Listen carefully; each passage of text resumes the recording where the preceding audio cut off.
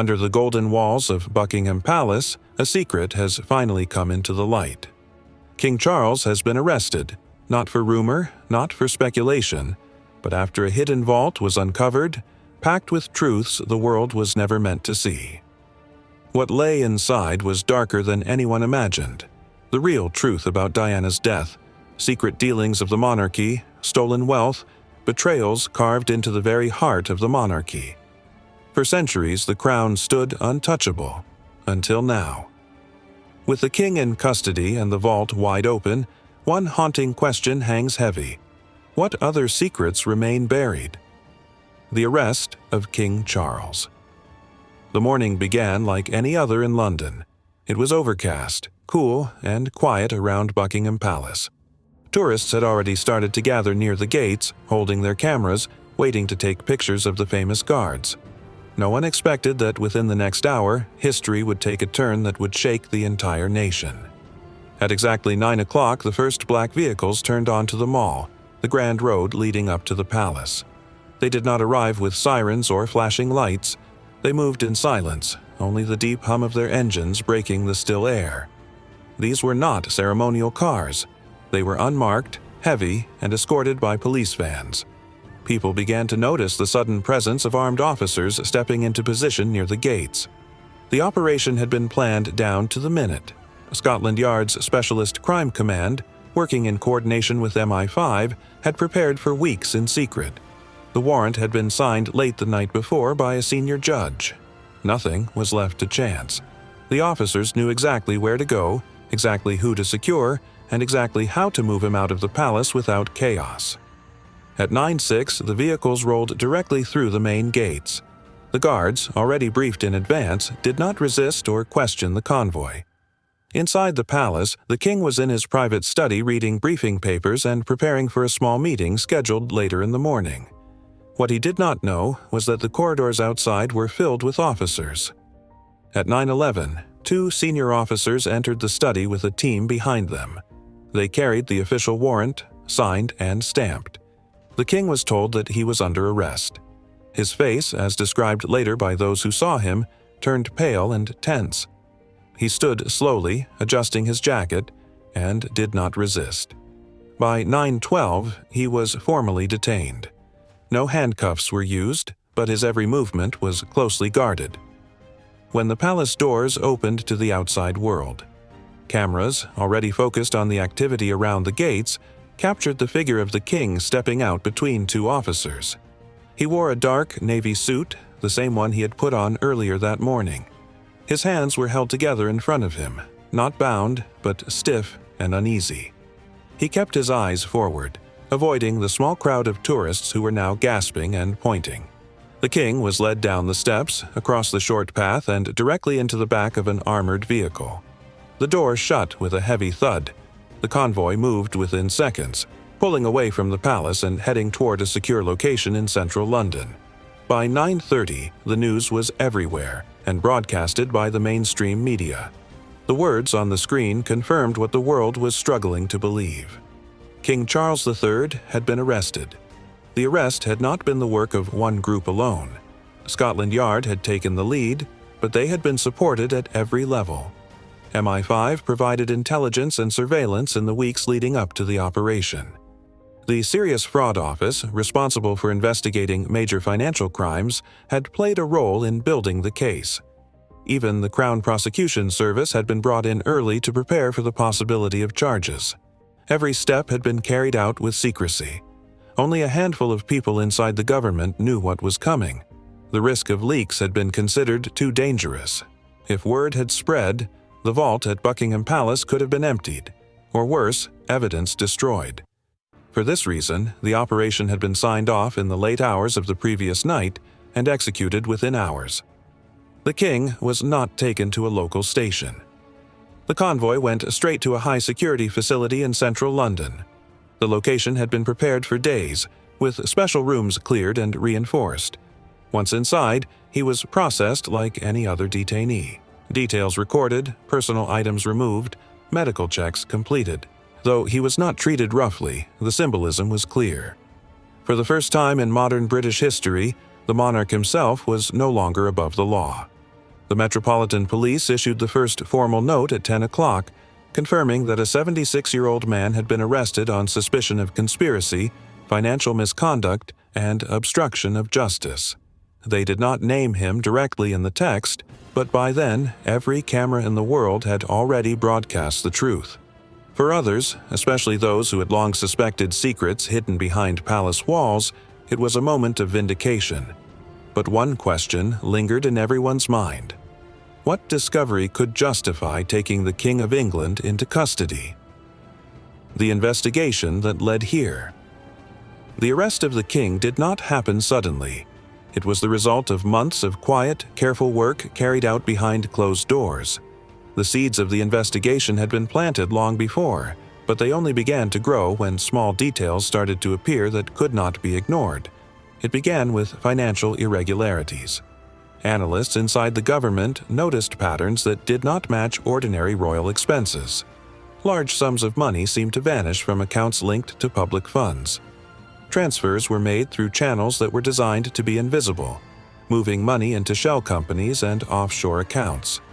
For years, these movements had gone unnoticed, hidden by the layers of tradition and respect that surrounded the monarchy. But times had changed, and new systems of monitoring left trails that could no longer be erased. The Serious Fraud Office became involved first. Their specialists examined the accounts and confirmed that the movements were not mistakes or clerical errors. They were deliberate. The sums were not small. They added up to millions. From there, Scotland Yard's Specialist Crime Command was drawn in, and a joint task force began to form.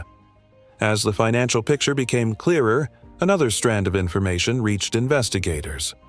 A former employee of the palace, fearful but determined, came forward with documents. This person had seen things that raised alarms: restricted areas inside Buckingham Palace, unusual instructions, and records being handled with unusual secrecy. The documents suggested that a hidden archive existed somewhere within the palace itself. At first, investigators struggled to believe it. A hidden vault, buried under one of the most secure and famous buildings in the world? But the testimony was consistent, and soon more evidence followed. Weeks passed as investigators gathered more details. MI5 became involved, running surveillance operations around the palace. Movements were tracked, deliveries were logged, and patterns began to emerge. Certain staff members entered areas of the palace at strange hours. There were doors and stairwells that were rarely used, but cameras showed activity in those spots during the night. By late summer, the task force had enough to present to a judge.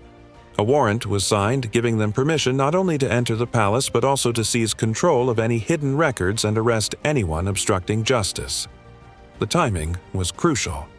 Authorities feared that if the king or his closest circle discovered the investigation, evidence could vanish forever. The decision was made quickly.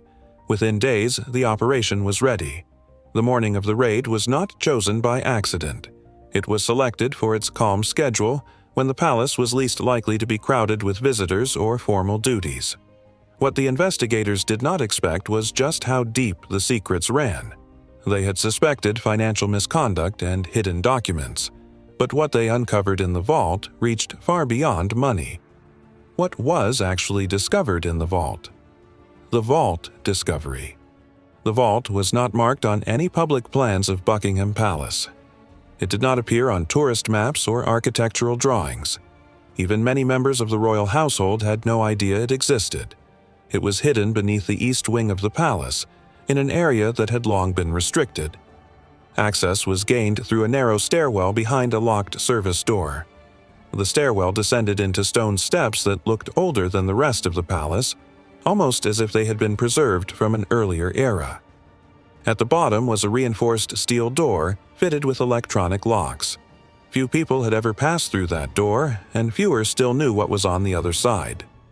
When the task force entered, security officers had to use both mechanical tools and coded authorizations to break the system.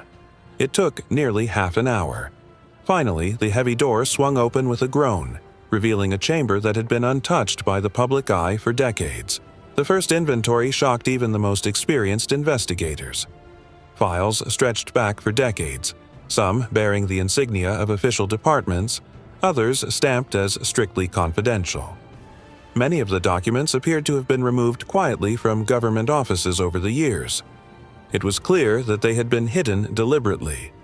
Among the files were binders filled with reports on financial transfers, evidence of accounts in offshore territories, and letters linking royal signatures to money trails that should never have existed.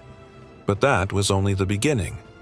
In another section of the vault, investigators found personal correspondence and reports tied to the late Princess Diana. These were not the ordinary archives that historians would expect. They were private, sensitive records that suggested a very different version of her final years, and of the night she died. In sealed envelopes were memos between officials, discussing surveillance, security failures, and inconsistencies in the public story that had been given after the crash in Paris. The papers hinted at decisions that had been made behind the scenes, decisions never meant to be revealed. Alongside these were folders linked to other members of the royal household. Some dealt with property dealings, others with arrangements that seemed questionable at best. One section was devoted entirely to records of communications with outside parties, including business figures who had quietly benefited from secret deals. The vault was not a random collection. It was a carefully curated store of power, a place where information was kept hidden not just for protection, but for control. Whoever held access to those files could influence reputations, shield scandals, and guard the image of the crown at the expense of the truth. As the officers worked through the inventory, it became clear that this discovery was not only about money or private letters. It was about the foundation of trust itself. The vault showed a system of concealment that had operated for years, perhaps decades. When the first reports from the vault reached senior officials, the decision to move the king into custody was confirmed without hesitation. The secrets stored in that underground chamber were too explosive to ignore. They carried the weight of history, and they explained why the arrest had been necessary. Will these findings shake the very core of the monarchy, or will it answer the unanswered questions in the people's hearts? The darker files of the royal vault. The vault was not only about money or Diana. Hidden among the papers were files marked with the names of nearly every senior royal. Some of the papers went back decades. They showed arguments over succession, private disputes over property, and efforts to silence those who spoke out. There were records of phone calls tapped, staff monitored, and scandals quietly erased before they reached the public. One collection of papers dated back to the reign of Queen Elizabeth II. While she was loved by the public as a symbol of dignity, the files showed a different side behind closed doors. Memos revealed that during moments of crisis, she had approved strategies that placed the monarchy's survival above all else, even above family. After Diana's Panorama interview in 1995, documents showed Elizabeth urging her advisors to isolate Diana further, reducing her access and cutting her off financially. There were also notes from the 1970s and 80s showing how she had secretly interfered in government decisions when royal interests were at risk, despite the rule that the crown must remain politically neutral. For the first time, the files showed that Elizabeth had been aware of money being funneled into private estates, using public funds meant for other purposes. She did not stop it. She quietly signed off. One of the largest sections belonged to Prince Andrew. While the world already knew of his scandals later in life, the vault revealed they had started much earlier. Files documented secret payments made to silence accusations dating back to the 1980s. Internal palace letters showed that staff had raised alarms about his behavior with young women during overseas trips, but each time the issue was buried. Settlements were arranged quietly through trusted intermediaries with the aim of keeping the monarchy untouched. The vault also held evidence of business deals Andrew had made while acting as a trade envoy. He had promised access and favors to wealthy figures, pocketing millions in return. The monarchy had denied it for years, but the receipts and signed letters were sitting in the vault the entire time. Edward's files were smaller but still shocking. Papers showed that his production company in the 1990s had been secretly funded by money redirected from Crown estates. Publicly, it had been portrayed as independent. Privately, the palace had used taxpayer money to prop it up, fearing the embarrassment of a royal failure in business. There were also memos of family tension, showing how Edward had clashed with Charles over his role and future. At one point, Elizabeth herself had stepped in to calm the brothers. Perhaps the most chilling set of documents came under the category family correspondence. These were handwritten letters, reports of private conversations, and notes from advisors. They revealed that members of the family had often turned against each other in silence. There were letters from Anne, furious at Charles for bringing shame to the family with his behavior. Papers showed Andrew blaming Charles for not protecting him during his scandals. And more than once, Charles himself had written that his mother's decisions left him feeling trapped, treated like a servant to the crown rather than a son. Even Philip appeared in the documents as a hard and controlling figure, often dismissing Charles as weak and unfit for kingship. These words, never meant for the public, showed the family tearing itself apart behind gilded walls. Year after year, staff had compiled the evidence, boxed it, and buried it beneath Buckingham Palace. The monarchy had presented itself as a family of service and duty. But the vault revealed a family bound by secrets, betrayals, and lies. Queen Elizabeth had known. Philip had acted. Andrew had been protected. Edward had been shielded. And Charles, with Camilla, had carried the burden of it all into the present day until the vault forced everything into the light: the stolen public funds. Among the heaviest discoveries inside the vault were the financial records. Unlike the letters and personal files, these were cold and clear numbers. They spoke of years of money moving quietly, hidden beneath the surface of royal duty. The ledgers were detailed. They showed how taxpayer funds, meant for public service, had been redirected. Budgets that were supposed to maintain royal properties had been stretched far beyond what was needed. Extra amounts were moved into accounts under obscure names, then transferred again into offshore banks. The investigators traced some of these funds to the Caribbean. Other accounts surfaced in Switzerland, hidden behind shell companies. Some of the paperwork revealed connections to estates that had been purchased overseas, properties never acknowledged by the monarchy but owned through secret trusts. At first, the sums looked small, buried inside larger reports. But as the files were pieced together, the scale became staggering. Millions of pounds over decades had been siphoned away. Some of it was used for personal luxuries, renovations, jewelry, private travel. Some of it had simply disappeared, dissolved into the maze of offshore accounts where no public eye could follow. What shocked investigators most was how organized the system was. This was not sloppy bookkeeping. It was deliberate. There were cover letters showing how numbers were adjusted before reports were sent to Parliament. There were entire teams of accountants working under orders, ensuring that the real flows of money never appeared in official statements. One file described how public funds meant for community projects had been cut short so that the palace could cover private debts. Another revealed how money from the Duchy of Lancaster, the estate meant to support the reigning monarch, had been diverted to cover losses in secret business ventures. There were also receipts for transactions tied directly to Camilla. Payments disguised as charity support had ended up in accounts linked to her circle of advisors. Similarly, Andrew's overseas trips were repeatedly funded by budgets that had been padded for years, each time explained as trade missions, but shown on paper to be far more extravagant. The scale of it all was undeniable. For generations, the monarchy had been seen as living on tradition, funded by the people but serving in return. The vault exposed a darker truth. The people's money had been treated as personal wealth. When these findings became public, the backlash was immediate. Teachers, nurses, and workers across the country looked at the numbers and felt a deep betrayal. While public services had been stretched thin, while citizens had been told to accept austerity, the palace had quietly siphoned money for itself. Internationally, the shock was just as strong. Foreign governments who had provided support for royal programs discovered their funds had also been misused. What had been presented as cultural partnerships or charity work often ended as private enrichment. The investigators concluded that this was not a mistake of one monarch or one generation.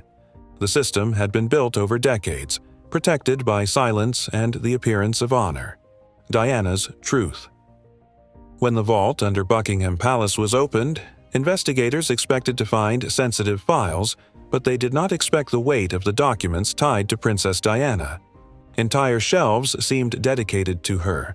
Some were labeled with plain tags, others with codes, and a few sealed in heavy folders that had not been touched for decades. The first files pulled from the shelves went back to the early 1990s. They detailed her movements, her relationships, and her growing distance from the royal household. It was clear that every aspect of her life had been watched, noted, and preserved. Reports logged meetings with friends, trips abroad, even casual outings.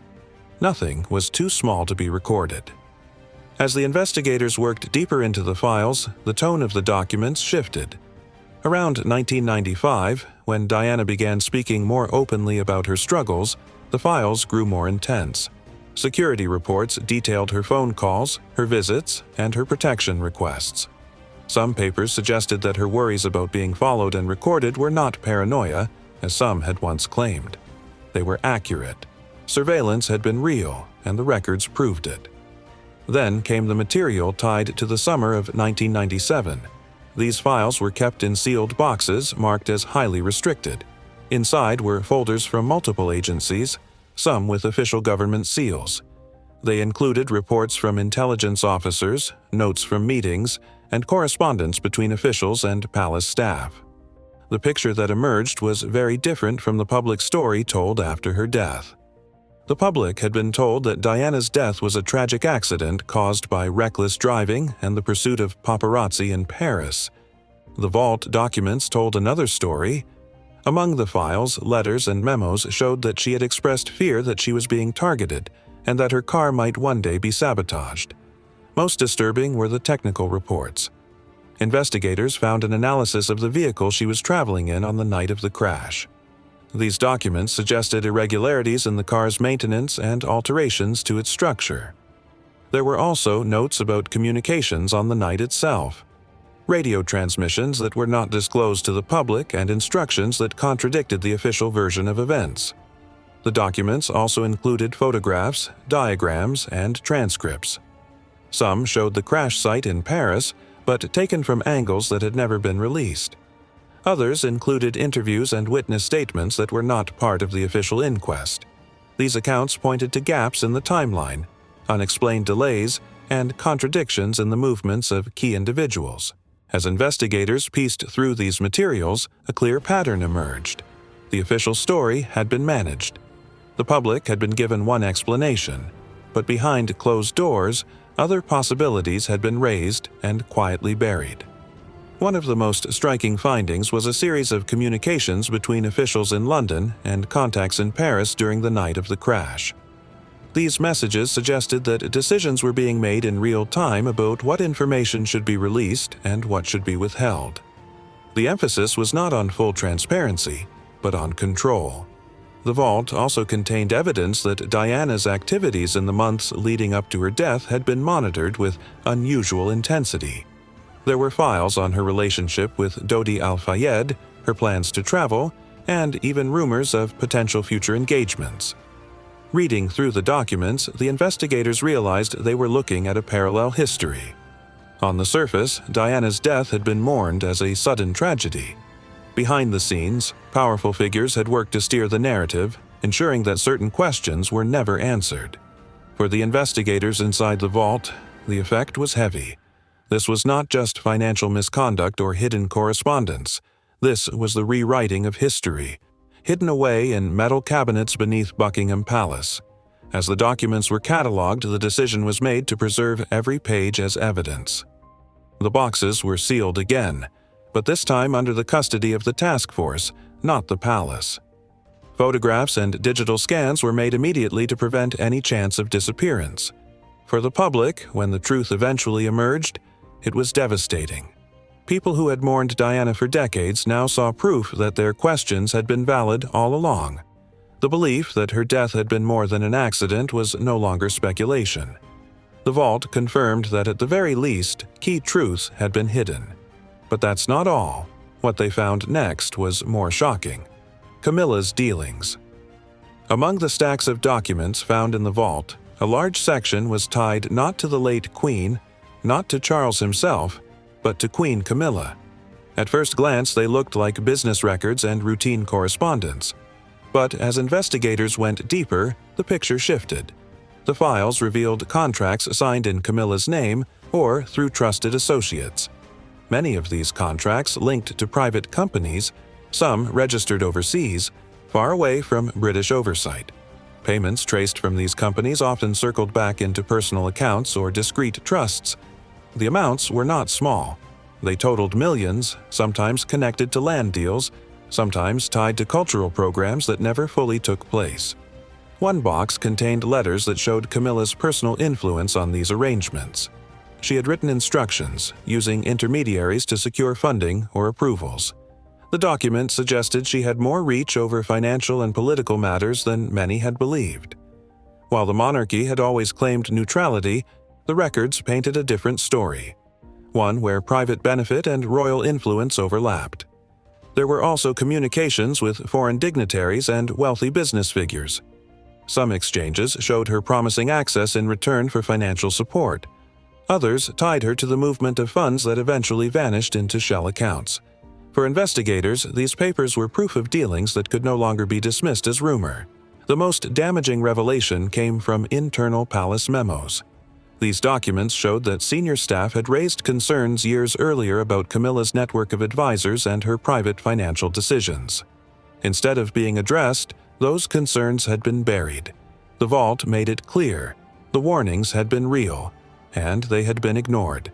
When the files became public, the fallout was swift. Camilla, who had fought for decades to be accepted by the people, suddenly found herself painted in the darkest light. However, this is not all. What do you think was discovered next? A nation in shock. The arrest of King Charles, the revelations about Diana, the stolen funds and the secret dealings shook the nation to its core. Britain, a country where monarchy was woven into daily life, suddenly faced the reality that the institution it had cherished was stained by corruption and betrayal. Crowds filled the streets outside Buckingham Palace. Some came in anger, shouting for justice. Others came in silence, standing with tears in their eyes, unable to process the scale of the fall. For many, the monarchy had been more than a government body. It had been a symbol of continuity, a thread tying generations together. That thread had now been torn apart. Princess Anne, once respected for her loyalty, became a face of quiet disappointment. She carried herself with dignity, but those close to her knew she was broken by what her family had done. Camilla withdrew entirely, her reputation in ruins, her role in history forever marked. The younger royals remained in the shadows, uncertain whether they had a future or whether the institution itself was too damaged to survive. The sense of betrayal was not limited to Britain. Across the world, people looked on in disbelief. The downfall of a king was not just a British scandal. It was a global story. Nations that had ties to the crown began asking questions. What did this mean for the Commonwealth? What did it mean for the countries that had kept the monarch as head of state? Inside Parliament, the debate turned fierce. Could the monarchy survive? Or had the vault's revelations destroyed it beyond repair? For the first time in centuries, voices began calling for a new system, one free from the shadows of royal secrecy. However, one thing was clear: history had changed forever. A throne that had once seemed unshakable was now cracked beyond recognition. The people had seen the truth, and no matter what came next, the age of blind reverence was over.